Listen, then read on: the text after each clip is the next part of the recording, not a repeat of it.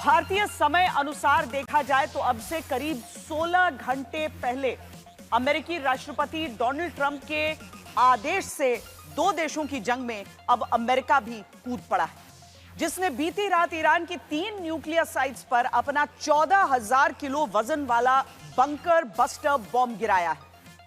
जिसके बाद से ही खबरदार करता यह सवाल आ चुका है कि क्या दो देशों की लड़ाई में तीसरे की एंट्री के साथ अब विश्व युद्ध की आहट आने लगी है। इसी पर आज हम आपको खबरदार करेंगे, लेकिन पहले अभी का अपडेट देख लीजिए।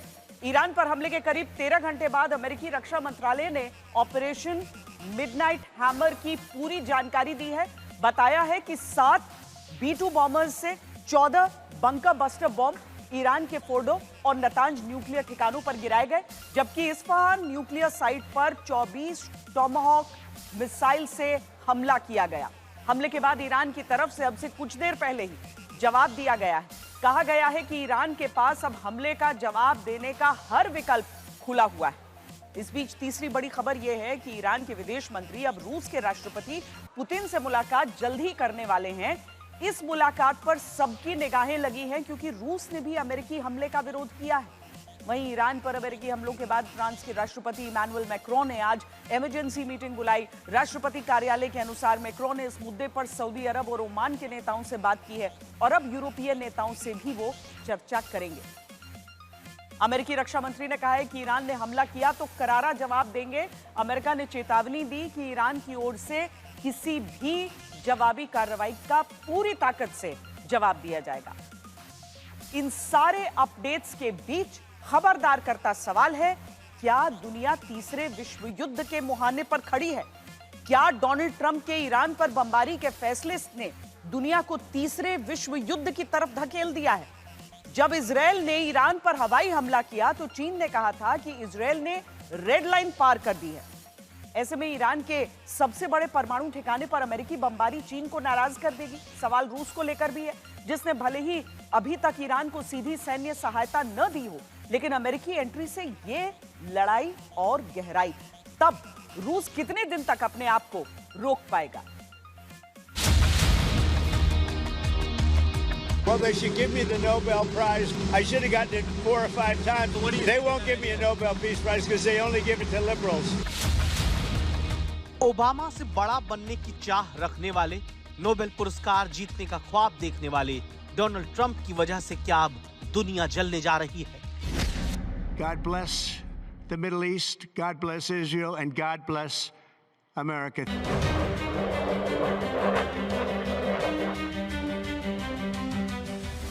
ईरान पर बंकर बम गिराकर उसके परमाणु ठिकाने को तबाह करके ईरान और इजराइल की जंग में कूदकर क्या डोनाल्ड ट्रंप ने दुनिया को विनाश के रास्ते पर धकेल दिया?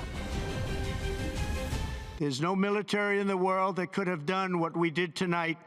Not even close. There has never been a military that could do. 22 जून की सुबह अमेरिकी राष्ट्रपति डोनाल्ड ट्रंप ने सोशल प्लेटफॉर्म ट्रुथ पर बताया कि अमेरिका ने ईरान के 3 परमाणु ठिकानों फोर्डो, नतांज और इस्फहान पर बड़ा हमला किया। धमकी ये दी कि ये तो सिर्फ ट्रेलर है। Remember, there are many targets left. Tonight's was the most difficult of them all, by far, and perhaps the most lethal. But if peace does not come quickly, we will go after those other targets with precision, speed, and skill. जब दुनिया एक साथ कई मोर्चों पर युद्ध का सामना कर रही है, तब डोनाल्ड ट्रंप की तरफ से हुआ यह हमला दुनिया के हालात बद से बदतर कर सकता है। अजरबैजान और आर्मीनिया के बार-बार लड़ने से दुनिया का माहौल बिगड़ा, जिसने रूस और यूक्रेन युद्ध के रूप में खतरनाक मोड़ ले लिया। इसके बाद पश्चिमी एशिया में इजराइल और हमास के बीच लड़ाई शुरू होकर इजराइल और ईरान के युद्ध में बदल गई। इस बीच चीन लगातार ताइवान पर निगाहें गड़ाए हुए है, तो उत्तर कोरिया की मिसाइल परीक्षणों ने कोरियाई प्रायद्वीप में तनाव बढ़ा रखा है। लेकिन ईरान पर अमेरिकी हमले ने अचानक दुनिया को बहुत खतरनाक मोड़ पर लाकर खड़ा कर दिया, क्योंकि दुनिया में चल रहे बाकी युद्धों के उलट इसमें पहली बार 2 देशों की जंग में तीसरे की एंट्री हो गई है, वो भी अमेरिका जैसी महाशक्ति।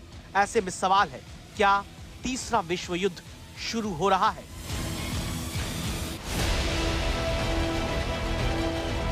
तो क्या दुनिया डोनाल्ड ट्रंप को एक ऐसे सिरफिरे नेता के तौर पर याद रखेगी जिन्होंने अपने अहंकार और अदूरदर्शिता से दुनिया को तीसरे विश्व युद्ध की आग में धकेलना चाहा है? क्योंकि दुनिया के जो हालात हैं, जिस तरह से टकराव बढ़ते जा रहे हैं, उसके बाद तीसरे विश्व युद्ध को लेकर हर किसी के मन में यह सवाल लगातार घूम रहा है, जिसमें रूस के राष्ट्रपति पुतिन भी शामिल हैं।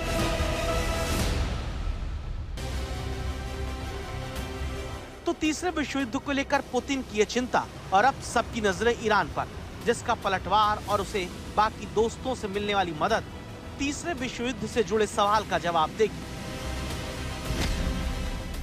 यूक्रेन के साथ जंग में ईरान ने मिसाइल और ड्रोन देकर रूस की मदद की थी। ऐसे में ईरान पर हमले के वक्त रूस की मदद तीसरे विश्व युद्ध की चिंगारी साबित हो सकती है। हालांकि यूक्रेन के साथ जंग में रूस कितनी मदद कर पाएगा, यह अपने आप में एक बड़ा सवाल है। वहीं चीन की बात करें तो ऊर्जा की सप्लाई के लिए ईरान उसके लिए बहुत अहम है। वहां अमेरिकी समर्थक सरकार या दबदबा उसे कबूल नहीं होगा। ऐसे में चीन की तरफ से भी ईरान की मदद की जा सकती है। ईरान को उत्तर कोरिया से भी मदद मिल सकती है। दोनों देशों ने मिसाइल बनाने पर एक साथ काम किया है। ऐसे में अमेरिका को सबक सिखाने के लिए उत्तर कोरिया कुछ भी कर सकता है। डोनाल्ड ट्रंप कहते हैं हमने कर दिया हमला, अब शांति। ये सच है या फिर ये सच है कि विश्व को एक बहुत बड़े संकट की तरफ धकेला गया है? आई थिंक इसका उत्तर ईरान को देना पड़ेगा। The ball is very much in Iran court. जो वो क्या इसमें निर्णय लेते हैं, क्या डिसाइड करते हैं। अगर उनके ठिकानों पर अगर वो हमला करते हैं तो देखिए, राष्ट्रपति डोनाल्ड ट्रंप ने कहा है जो उसको there will be a very heavy price to pay. वो उनको बिल्कुल जैसे ईंटों का पहाड़ उनके ऊपर टूट पड़ेगा। मानव इतिहास में अब तक 2 विश्व युद्ध हो चुके हैं। पहला विश्व युद्ध साल 1914 से 1918 तक चला। दूसरा विश्व युद्ध 1939 से 1945 तक चला। दोनों ही विश्व युद्ध की शुरुआत एक घटना से हुई, लेकिन धीरे धीरे पूरे विश्व को अपनी चपेट में ले लिया। दुनिया में जिस तरह से टकराव बढ़ रहे हैं, जिस तरह से इजराइल ईरान की जंग में अमेरिका ने एंट्री ली है, उससे खबरदार करता यही सवाल सबसे बड़ा है कि दुनिया तीसरे विश्व युद्ध के मुहाने पर आ चुकी है। अमेरिकी हमलों को लेकर दुनिया भर के देश प्रतिक्रिया दे रहे हैं। रूस ने अमेरिकी हमलों को गैर जिम्मेदार बताते हुए अमेरिकी हमले की निंदा की है। रूस की तरफ से कहा गया है कि ईरान पर अमेरिकी हमले के बाद पुतिन अब ट्रंप से कोई बात नहीं करेंगे। सवाल यह है कि अमेरिका को जवाब देने से पहले ईरान के विदेश मंत्री का मॉस्को का दौरा क्या संदेश देता है? क्या ईरान अब इस जंग में रूस से मदद मांगेगा?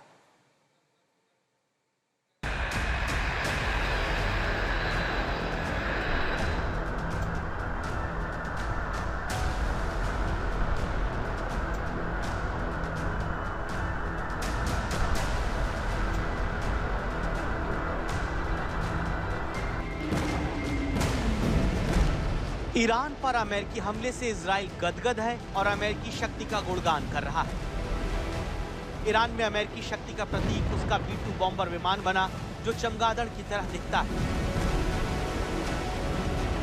बिना टेल यानी पूंछ वाले B-2 बॉम्बर से ही अमेरिका ईरान के परमाणु ठिकानों पर हमला करेगा, ये पहले से तय था।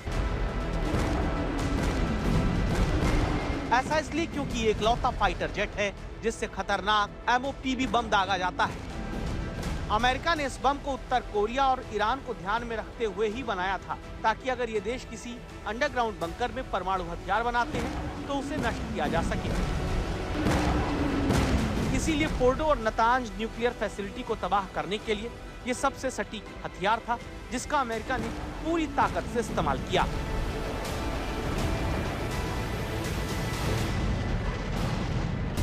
नेतन्याहू की इस तारीफ की वजह अमेरिका का महाबम है GBU-57, दुनिया का सबसे खतरनाक और गैर परमाणु बम, जिसका वजन 13,000 किलो है। इसमें 2,600 किलो की वॉरहेड यानी विस्फोटक लगाए जा सकते हैं, जो मजबूत कंक्रीट और सख्त जमीन को भेद देता है। 200 फीट जमीन या 60 फीट कंक्रीट को तबाह करने में सक्षम है, यानी ये 20 मंजिला इमारत जितने गहरे बंकर को तबाह करने की ताकत रखता है। इसमें GPS और INS यानी इनर्शियल नेविगेशन सिस्टम लगा है, जो टारगेट को ट्रैक करके सटीक निशाना लगा सकता है। A short time ago, the U.S. military carried out massive precision strikes on the 3 key nuclear facilities in the Iranian regime, Fordow, Natanz, and Esfahan. Donald Trump ने अपने संबोधन में ईरान के एटमी ठिकानों को खत्म करने के बाद एक खास शब्द का इस्तेमाल किया, जिसका सीधा सा मतलब है ऐसा हमला करना कि नामो निशान न बचे। न्यूयॉर्क टाइम्स ने एक अमेरिकी अधिकारी के हवाले से बताया कि 6 B-2 बॉम्बर्स ने ईरान के फोर्डो परमाणु ठिकाने पर दर्जन भर 30,000 पाउंड वजनी बंकर बस्टर बम गिराए, जो जमीन के काफी अंदर मौजूद। इसके अलावा अमेरिकी नेवी की पनडुब्बियों से नतांज और इस्फहान परमाणु ठिकानों पर 30 क्रूज मिसाइल दागी गईं। इन्हें 400 मील दूर अमेरिकी पनडुब्बियों से लॉन्च किया गया था। एक B-2 बॉम्बर ने नतांज परमाणु ठिकाने पर भी 2 बंकर बस्टर बम गिराए हैं। I decided a long time ago that I would not let this happen. It will not continue. I want to thank and congratulate Prime Minister Bibi Netanyahu. We worked as a team like perhaps no team has ever worked before.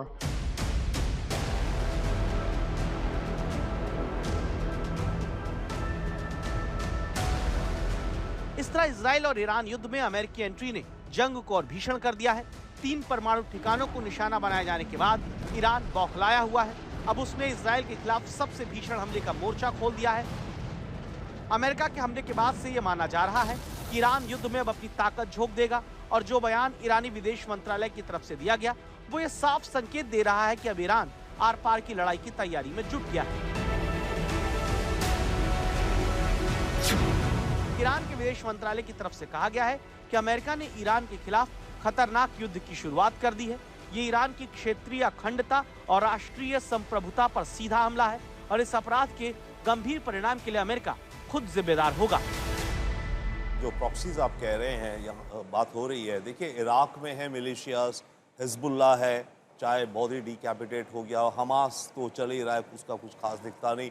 तो इस तरह के Hezbollah और Iraq में militia, Syria में भी कुछ हैं, हूतीस भी हैं, तो ये रहेंगे, इनका कुछ ना कुछ ये अपना एंटी अमेरिका, एंटी इजराइल अपनी हरकतें करते रहेंगे। किस हद तक कर पाते हैं वो नहीं कह सकते, बट एज ऑफ नाउ लगता है कि ये ज़्यादा नहीं कर पाएंगे। बट वही तो खतरा है कि ईरान कुछ ऐसा करे, या बीच में ये सब डिस्ट्रीब्यूटेड है, ये जिनके सपोर्टर्स, प्रॉक्सीज वगैरह, और अरब कंट्रीज़ के अंदर मैं तो बार बार ये भी देखता हूँ कि अरब कंट्रीज़ के अंदर जो वहाँ की पॉपुलेशंस हैं वो कैसे रिएक्ट कर रही है इन सब चीज़ों को लेकर के। तो एक तरह से बहुत बड़ी गैम्बल भी है ट्रंप की। अमेरिकी राष्ट्रपति ट्रंप पहले ही ईरान को चेतावनी दे चुके हैं कि अगर उसने हमले नहीं रोके तो अंजाम बेहद खौफनाक होगा। जिस तरह से B-2 बॉम्बर के लिए इजराइल ने पहले ही ईरान का आसमान साफ किया, इजराइल ने ईरान की एयर डिफेंस सिस्टम और मिसाइल सिस्टम को बेहद कमजोर कर दिया। उसके बाद पूरी आशंका है कि ईरान के पलटवार का जवाब अमेरिका और इजराइल की तरफ से एक बड़े हमले से दिया जाए।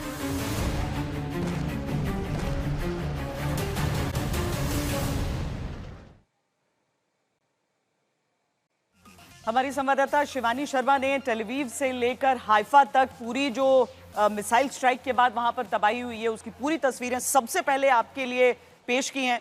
हमारे साथ जुड़ी हुई हैं, रोहित न्यूयॉर्क से हैं, प्रणय हमारे साथ न्यूज रूम से जुड़े हुए हैं। लेकिन शिवानी, पहले ये बताइए कि लगभग 8-9 घंटे पहले जिस तरह की परिस्थितियां थी, लगातार अलर्ट्स आ रहे थे, आसमान में विस्फोट, उसके बाद से थोड़ी देर से शांति है कम से कम ईरान की तरफ से। शिवानी,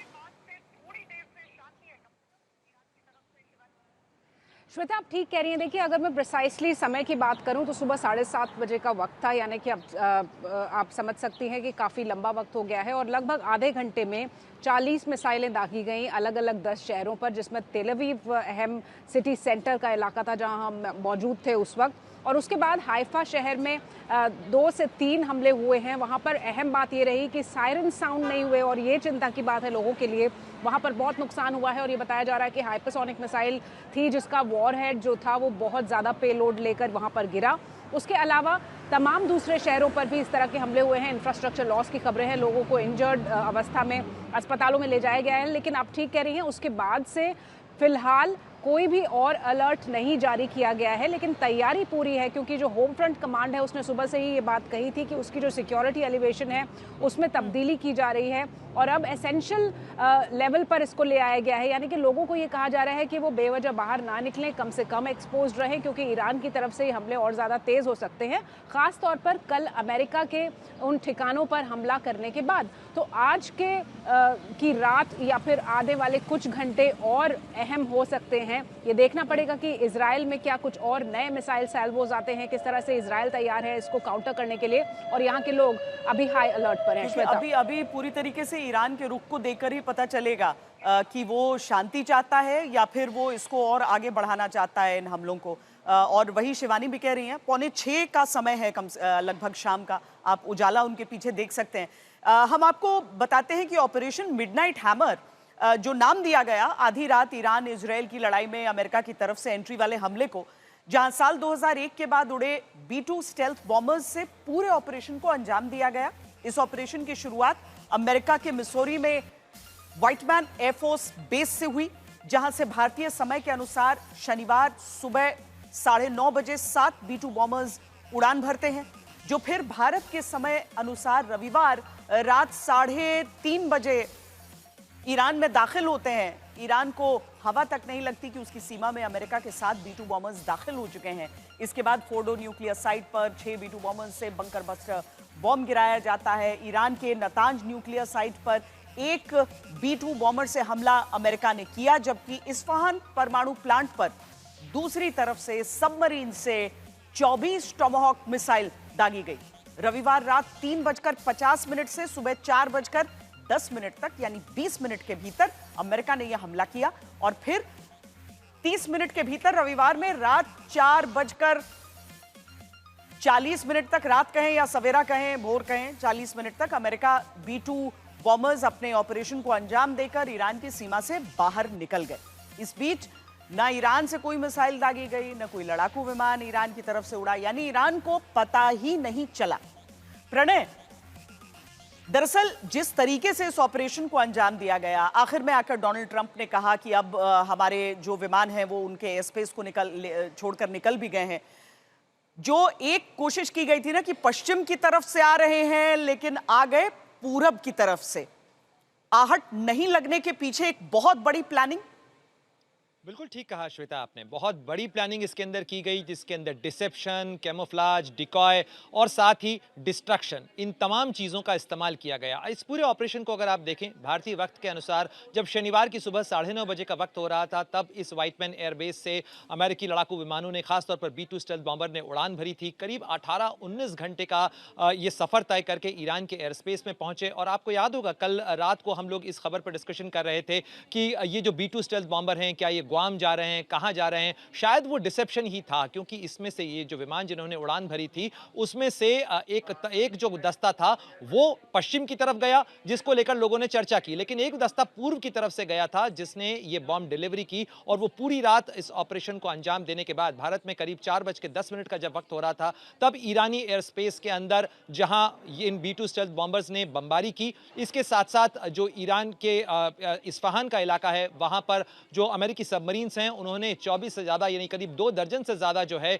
वो जो टॉमहॉक्स मिसाइल्स हैं वो दागी हैं। ये तमाम चीजें बताती हैं कि कैसे ये कॉम्प्लेक्स ऑपरेशन था। इस दौरान में एक महत्वपूर्ण चीज रही, आप चूंकि डिफेंस अच्छे से कवर करती हैं, आपको अच्छे से पता है, इस दौरान डिटेक्शन ना हो, पता न लगे, इसके लिए विमानों के बीच में संवाद और संपर्क कम से कम रखा जाए, ये भी सुनिश्चित किया गया। इसके साथ साथ जब B-2 स्टेल्थ बॉम्बर्स ईरान की वायु सीमा के अंदर उड़ान भर रहे थे, उस दौरान 4th और 5th जनरेशन फाइटर्स का एक पूरा पैकेज उनके आगे चल रहा था, ताकि ईरान की वायुसेना यदि कोई कार्रवाई करती है या सरफेस टू एयर मिसाइल दागी जाती हैं, तो उन्हें काउंटर किया जा सके। और पूरी तरीके से यह इंश्योर किया गया कि विमान न केवल वहां पर बमबारी कर रहे हैं, बल्कि 25 मिनट के अंदर बमबारी करके ये ईरान की वायु सीमा से बाहर निकल जाते हैं। यानी पूरे इस कॉम्प्लेक्स ऑपरेशन को पूरी सीक्रेसी के साथ न केवल अंजाम दिया गया, बल्कि यह भी सुनिश्चित किया गया श्वेता कि इस दौरान पड़ने वाले किसी देश को भी इस बात की खबर न हो कि अमेरिका इस ऑपरेशन को अंजाम देने जा रहा है। वाकई दिनों को लेकर किस तरीके से कंफ्यूज किया गया कि 2 हफ्ते, लेकिन प्लानिंग पूरी हो रखी थी।